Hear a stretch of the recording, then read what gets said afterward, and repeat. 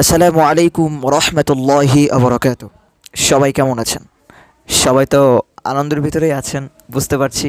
কারণ বাংলাদেশের জনগণ এতটা খুশি হয়েছে যে আমি কখনো এর আগে এতটা খুশি দেখি নাই। তবে একটা কথা, আমি আলোচনার আগে একটা কথা না বললে নয়। দেখেন, ছাত্ররা আন্দোলন করে ছাত্ররা আন্দোলন করে ছাত্রদের জন্য কিন্তু আমরা এই স্বাধীনতার একটা দৃশ্য এটা আমরা দেখতে পারছি। যদি ছাত্ররা যদি এটা না করতো তাহলে কিন্তু আমরা দেখতে পেতাম না, ঠিক আছে না? তো আমরা দেখেন, এই কত বছর ধরে এই সরকার রাজত্ব করলো, সন্ত্রাস, চুরি, ডাকাতি, তারপর লুটে নেওয়া, কত কিছু, হুজুরদের অপমান, আলেমদের অপমান, একটা হক কথা উচ্চস্বরে মানুষ বলতে পারতো না, কোনো কথা বলতে পারতো না।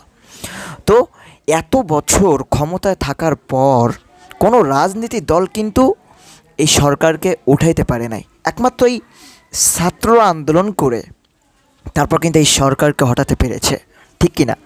তো যাই হোক, আমি একটা কথা বলতে চাবো যে দেখেন, বাংলাদেশ স্বাধীন হয়েছে ঠিক আছে, কিন্তু বর্তমান যেসব আমরা দেখতেছি আসলে এগুলো করা একদম ঠিক না। আমরা অনেকে আছি যে বাংলাদেশের সম্পদ নষ্ট করছি, লুটপাট করে নিয়ে যাচ্ছি, এটা একদম ঠিক না, ঠিক আছে?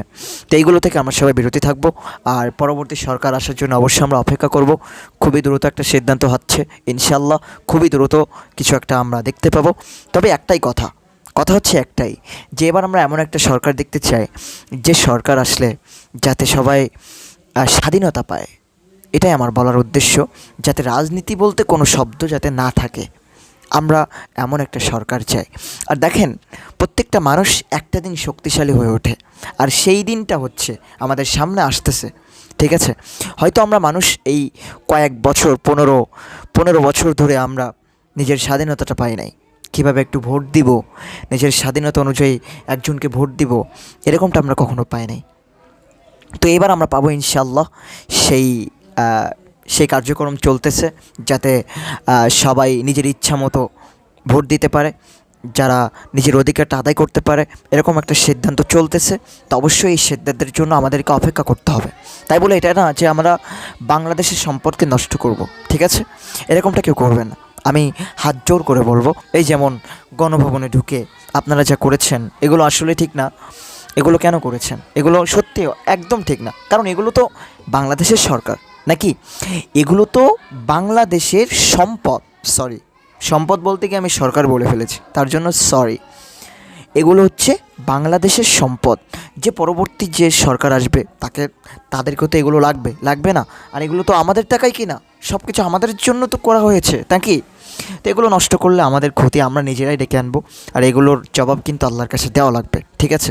এই জন্য প্লিজ আপনাদের হাত জোর করে বলবো, আপনারা যা করেছেন করেছেন, কিন্তু বাংলাদেশের সম্পদ এইভাবে নষ্ট করবেন না, প্লিজ, হাত জোর করে বলবো, ওকে?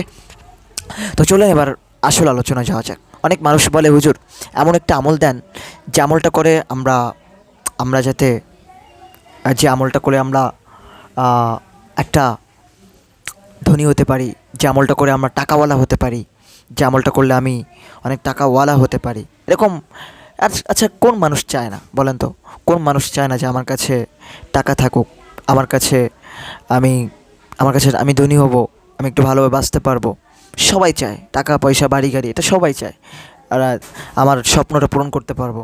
আর স্বপ্ন পূরণ করতে পারবেন কখন? যখন আপনার কাছে টাকা থাকবে। আর যখন আপনার কাছে টাকা থাকবে না, তখন কেউ আপনাকে সম্মানও দিবে না, কেউ আপনাকে দামও দিবে না। টাকা থাকলে সব কিছু পাওয়া যায় দুনিয়ায়, ঠিক কি না? যাই হোক, আজকে ছোটো একটা আমল দিব। এই আমলটা যদি আপনি করতে পারেন, খুবই কার্যকর একটা আমল। নামাজ পড়তে হবে 5 ওয়াক্ত, প্রত্যেক দিন 5 ওয়াক্ত নামাজ জামাতের সহিত পড়তে হবে। প্রত্যেক দিন ফজরের নামাজের পর, সালাম ফেরানোর পর, প্রত্যেক দিন ফজর নামাজের পর ইয়া বাসিতু এই নামটা মাত্র 10 বার পড়ে, এই নামটা 10 বার পড়ে হাতের ফু দিয়ে আপনার মুখে হাত বুলিয়ে দিবেন, ঠিক আছে? তো এরকম হাত বুলিয়ে দেওয়ার পর এরকমভাবে করতে থাকবেন, ইনশাআল্লাহ আল্লাহ পাক রব্বুল আলামিন দ্রুত আপনার কপাল খুলে দিবে। এটা খুবই খুবই কার্যকর একটা আমল, খুবই কার্যকর একটা আমল। আবারও বলছি, করে দেখুন, ইনশাআল্লাহ আপনি ফলাফল খুবই পেয়ে যাবেন। তবে বিশ্বাস রাখতে হবে, ইমানের বিশ্বাস থাকা লাগবে, ঠিক আছে? আল্লাহ পাক রব্বুল আলামিন আমাদের সবাইকে যে কথাগুলো আমি বললাম প্রত্যেকটা কথার উপর আমল করার তৌফিক দান করুক। সবাই বলেন আমিন। তো আজকের ভিডিওটা এই পর্যন্ত। ভালো থাকবেন সবাই, সুস্থ থাকবেন। এখন আপনাদের মাঝ থেকে বিদায় নিচ্ছি। আসসালামু আলাইকুম ওয়া রাহমাতুল্লাহি ওয়া বারাকাতুহু।